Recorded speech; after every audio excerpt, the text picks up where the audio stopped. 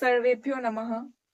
જેમનો મુખ્ય વિષય સંસ્કૃત છે અને યુજીસી નેટ, જીસેટ જેવી એક્ઝામો આપવા માંગે છે અને કોલેજના 3જા વર્ષમાં જેઓ છે તેમના માટે અત્યંત મહત્વપૂર્ણ પ્રકરણ છે કારક પ્રકરણ। તો આ કારક પ્રકરણની આપણે આ સિરીઝમાં ચર્ચા કરીશું। સૌપ્રથમ આપણે કારક શબ્દને સમજવો પડે કે કારક કોને કહેવાય છે। તો વ્યાકરણની દ્રષ્ટિએ ડુકડીયાકરણે ધાતુથી કર્તાના અર્થમાં રૂલ પ્રત્યય કરીએ તો કારક શબ્દ સિદ્ધ થાય છે। એટલે કારક શબ્દનો સર્વસામાન્ય અર્થ થયો કરોતિ ઇતિ કારકમ, એટલે કે જે ક્રિયાને કરે છે તેને કારક કહેવામાં આવે છે।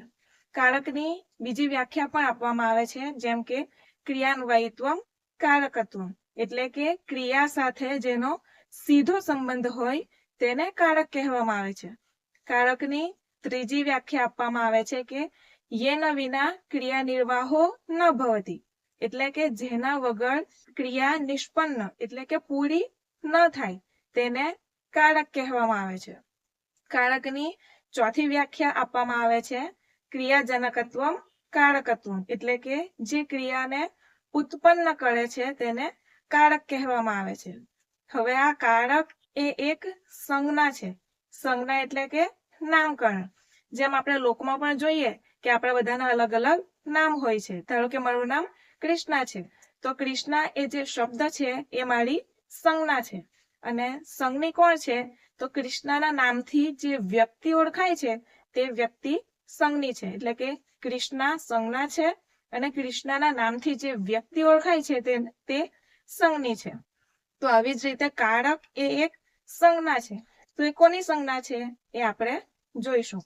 તમારી સામે એક વાક્ય છે, હે રામ વિદ્યાલયસ્ય શિક્ષકઃ ગ્રંથમ સંગણકેન છાત્રેભ્યઃ પ્રકોષ્ઠાત અથવા પ્રકોષ્ઠે પાઠયતિ, જેનો અર્થ થાય છે હે રામ વિદ્યાલયનો કોઈક શિક્ષક સંગણક એટલે કે કોમ્પ્યુટરના માધ્યમથી રૂમમાં બેસીને અથવા વર્ગખંડમાં બેસીને છાત્રાઓને માટે એક ગ્રંથ ભણાવે છે।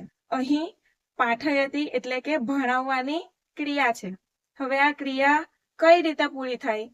જો શિક્ષક ભણાવે, જો ત્યાં ચોપડી હોય, જો ત્યાં કોમ્પ્યુટર હોય, જો ત્યાં છાત્રો હોય અને ભણાવવા માટે જો એક વર્ગખંડ હોય, જો આ બધા સાધનો ભેગા થાય તો જ આ ભણાવવાની ક્રિયા નિષ્પન્ન થાય। એટલે આ બધા શું છે? કારકો છે। શિક્ષક, છાત્રો, કોમ્પ્યુટર, ગ્રંથ, પ્રકોષ્ઠ એટલે કે રૂમ અથવા વર્ગખંડ એ બધા જ શું છે? કારકો છે। કારણ કે આ લોકોની સહાયતા વગર, આ બધા સાધનોની સહાયતા વગર ભણાવવાની ક્રિયા પૂરી થતી નથી। તેથી આ બધાનું નામ કારક છે। ભણાવવાની ક્રિયા સાથે શિક્ષકનો જે સંબંધ છે તે જ સંબંધ ગ્રંથ એટલે કે પુસ્તકનો નથી, અને ભણાવવાની ક્રિયા સાથે જે સંબંધ પુસ્તકનો છે તે સંબંધ કોમ્પ્યુટરનો નથી। એટલે એનો નિષ્કર્ષ શું આવ્યો કે ભણાવવાની ક્રિયામાં જેટલા પણ બધા કારકો છે તે અલગ અલગ છે। હવે કેટલા કારકો છે અને કયા કયા છે તે આપણે આવતા વિડીયોમાં જોઈશું। અસ્તુ।